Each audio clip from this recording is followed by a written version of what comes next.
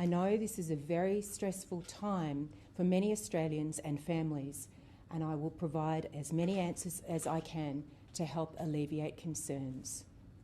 However, I need to be clear. This is an ongoing investigation, and to protect where we are operationally, there will be some questions I will be unable to answer. Our investigation into who is responsible for the breach is continuing, and we expect it to be long and complex. Operation Hurricane is an AFP priority, and you can be assured that our very clever and dedicated cyber investigators are focused on delivering justice for those whose personal information has been compromised. Today, I am announcing a further measure to help protect those individuals who are most at risk from cybercriminals. The AFP and state and territory police have set up Operation Guardian to supercharge the protection of more than 10,000 customers whose identification credentials have been unlawfully released online after the Optus data breach. Customers affected by the breach will receive multi-jurisdictional and multi-layered protection from identity crime and financial fraud. The 10,000 individuals who potentially had 100 points of identification released online will be prioritised. Under the AFP-led Joint Policing Cybercrime Coordination Centre, which is a joint partnership between law enforcement, the private sector and industry to combat the growing threat of cybercrime, Operation Guardian will focus on key measures to help shield affected customers, including identifying the 10,000 individuals across Australia now at risk of identity fraud and working with industry to enable further protection for those members of the public. Monitoring online forums, the internet and the dark web for other criminals trying to exploit the personal information released online. Engaging with the financial sector, engaging with the financial service industry to detect criminal activity associated with the data breach. Analysing trends from Report Cyber to determine whether there are links between individuals who have been exploited. And identifying and disrupting cybercriminals. The JPC3 will use collective legislative powers, experience, investigative and intelligence capabilities of all Australian policing jurisdictions. It will also complement other agencies, including the Australian Cyber Security Centre. Optus is fully cooperating with the investigation, and a number of other agencies are working with us to help protect Australians. We will publish a media release today that includes practical tips from the Australian Banking Association, the Customer-Owned Banking Association and ID Care. Finally, can I reiterate, the AFP and law enforcement across Australia are taking this crime very seriously. Cybercrime is the break and enter of the 21st century, and we encourage all Australians to be extra vigilant about their online security at this time. I'm happy to take questions. Assistant Commissioner, is the AFP aware of any fraud that has already occurred as a result of the breach?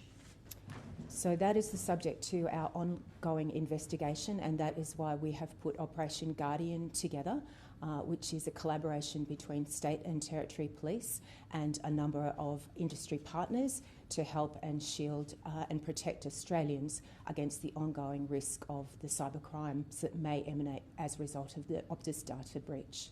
Who's responsible for the hack? Are you any closer to identifying them? This is going to be a long and complex investigation, and it involves large data sources, multiple inquiries. We are aware that the offender has used obfuscation techniques to hide their identity, their activities and their locations, but we are pursuing a range of lines of inquiry, and those will continue for some time. Is the AFP concentrating on a particular theory, for example, a kid in a garage? We are continuing to pursue every line of inquiry available to us. It's incredibly complex, cybercrime is obviously global, it's borderless, it's online, and we continue to analyse complex data sources using our specialist capabilities, and also engaging with both domestic and international partners to determine what has taken place. Assistant Commissioner, the 10,000 people today, they're the ones who are in that data dump on Monday or Tuesday, I would assume. What assurances, though, or what confidence do you have that the other millions of Australians who have details, including 2.8 million with driver's licence or passport numbers, that their data won't pop up on the internet? So Operation Guardian is focused initially on the 10,000 that their data was released earlier this week. Operation Guardian will extend to others who may be impacted by this Optus data breach. Initially, we are focusing on the 10,000 released records. How long? Do you think that'll get bigger though? That number will get bigger? Is that a fear? Well, we will focus. Optus has advised us that 9.8 million customer records have been affected and impacted by this data breach. Initially, the focus will be on 10,000, and then we'll extend it out using the full range of law enforcement agencies and industries to help protect Australians. How long will this operation have to run? Will it be a sort of lifetime operation, and the taxpayer will be footing the bill? Should Optus also foot the bill for this? This is a complex investigation that will take some time. There are complex data sets. It will involve a cooperation with law enforcement from across the globe, potentially, given that we are talking about a type of crime that is borderless.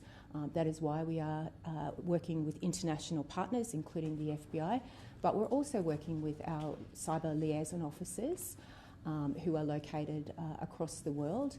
This is an incredibly complex investigation, and we are being supported by a range of different agencies, including Optus, to pursue this investigation. On the protection. Assistant Commissioner, on the investigations, have you narrowed it down to a certain number of suspects, or is there likely to be a state actor involved? What sort of suspects are you looking at? It's very early in the investigation. It is a complex investigation, and we are pursuing multiple lines of inquiry with regard to the investigation. I think it's important to state that the investigation, it is incredibly complex. It is continuing, and those multiple avenues are being pursued, but important to provide some reassurance for members of the community that policing agencies around Australia are doing whatever they can to protect Australians, and there are some practical measures that Australians can adopt to better look out for suspicious activity, and important to outline those practical tips. So Australians should look out for suspicious and unexpected activity across online accounts, including telco, bank and utility accounts, and make sure that they report suspicious activity to their bank accounts immediately or to their financial institutions. Do not click on any links in any emails or SMSs claiming to be from Optus. And if someone calls claiming to be from Optus, police, bank or another organisation and offers to help with a data breach, consider hanging up and contacting the organisation on its official contact details, because the caller could be a scammer using personal information. Never click on links that look suspicious, and never provide passwords, banks' one-time PINs or personal or financial information. And if people are posing as credible organisations and request access to computers, always say no.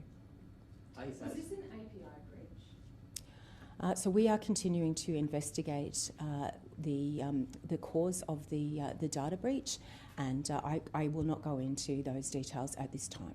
Are you satisfied with the cooperation from Optus? I mean, we only learned this week that the public only learned that Medicare numbers were included as part of that breach. Was that information provided to the AFP last week?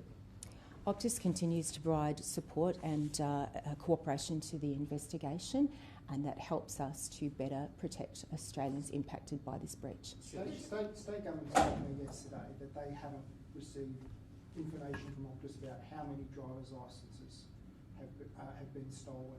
have they told the AFP anything about the number of driver's licence details, the number of passports or anything like that? We hear the 9.8 million, the smaller subset 2.8 million, but I mean, do we have any idea of just how many people are being have potentially most seriously affected beyond this 10,000? There are a range of whole of government approaches in terms of working with Optus to identify the types of identification that have been subject to this breach. And the whole of government arrangements will result in arrangements to be put into effect with particular motor registries.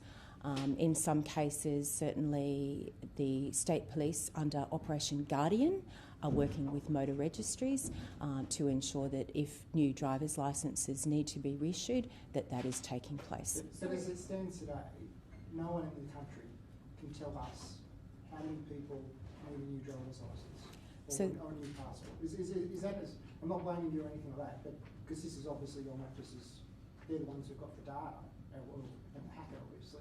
But have they? No one knows the size of this data. So this is a very, very large amount of data that we are talking about, which continues to be analysed, and that is, of course, subject to our ongoing investigation. Sorry to interrupt you. So the AFP does not know how many people, how many driver's licences have been compromised, how many passport numbers have been compromised, how many Medicare cards have been compromised. Is that correct? So we're still going through a large data set. That's part of our ongoing inquiries and our ongoing cooperation that Optus is providing to the AFP. Does it appear that Optus has the information securely stored? And if the 10,000 were released on Monday, why are you only looking to protect these people now? Look, I'm not going to go into specific details with regard to the data breach itself. That is subject to our ongoing investigation. What I can say is with regard to the 10,000, we are concerned that those 10,000 people may have had their 100-point identification compromised, and they are the first area of focus for our Operation Guardian approach under the Joint Police and Cybercrime Coordination Centre. But why when did they? can those 10,000 people expect to be informed that that they're amongst those numbers who've had their 100 points of identification stolen? We, under the program of Operation Guardian, have the involvement of all state and territory police and industry partners, including the banking industry, and we are going to prioritise our area of focus for those 10,000. We do urge people who are impacted and where people are concerned that a cybercrime has been that they have been subject to cybercrime to report cyber at cyber.gov.au. So if members of the public have been impacted and believe that they are subject to a cybercrime, to report at cyber.gov.au. Do you expect people to be informed within days or weeks if they're amongst those people? We hope that through all of the agencies that are involved in the investigation, we will be able to resolve and provide some protection for those Australians who are impacted using the full range of our law enforcement resources as well as industry resources. But we do urge Australians who believe that they are subject to cybercrime to report to report.cyber. Would you characterise this as a sophisticated attack or a basic attack, as the Home Affairs Minister was speaking? I'm not going to go into details as to the attack because, of course, it is subject to our ongoing investigation. But I would say that whoever is behind this attack, the cyber criminal behind this attack, has used obfuscation techniques to conceal their identity, their location and their activity. But that is part of the ongoing investigation. What role will the FBI and other intelligence agencies play in all of this? And do you have enough power in this operation to pursue it? We have resources dedicated to this investigation from across Australia and also using our international network, which is quite extensive. Also our 6 dedicated cyber officers who are posted around the globe. in an investigation of any type, particularly when you're talking about a transnational investigation, we do rely upon the assistance of our global partners, including the FBI, and they are involved in this investigation as well. Have there been any more ransom demands? So we are not going to. I'm not going to go into that because that is subject to our ongoing investigation. But suffice is to say that we are pursuing every line of inquiry, and we will pursue who is responsible for this breach. Thanks, everyone. Thank you.